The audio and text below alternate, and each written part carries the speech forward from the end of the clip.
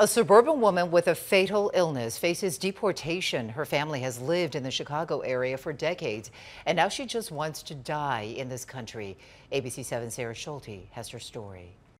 Gloria Barrera has only a few months to live. Facing deportation, the 54-year-old Melrose Park grandmother is hoping immigration officials consider her terminal cancer diagnosis before sending Barrera back to Mexico, where she fears she will die alone.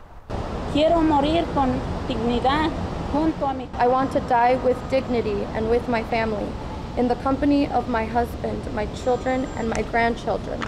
Barrera came to the United States in 1984. She lived as a legal permanent resident until a few years ago when 3 misdemeanor retail theft charges, less than $150, led to her deportation.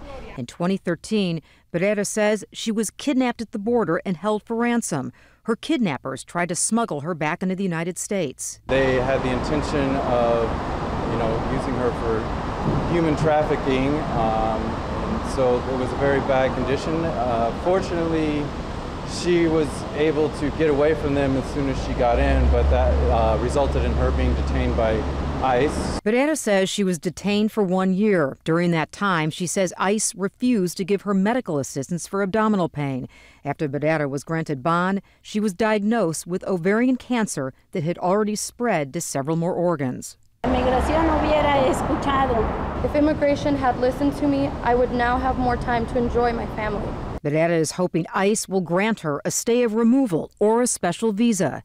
Today, her meeting with immigration officials was delayed. For Barrera, a delay buys her more time. It's real good news today, so I really appreciate to these guys, but I want to go and rest in my house because I feel so tired. As immigration officials make a decision to allow Gloria Barrera to stay in the U.S. or not, her attorneys hope Barrera's terminal illness and her past as a potential human trafficking victim will carry far more legal weight than retail theft charges several years ago. Again, all she wants to do is die in this country. She heads back to ICE next week for the meeting. Just an emotional roller coaster there. Yeah, you bet. All right, thanks, Sarah. Hey, if you like that video, be sure to subscribe to our ABC 7 Chicago YouTube channel.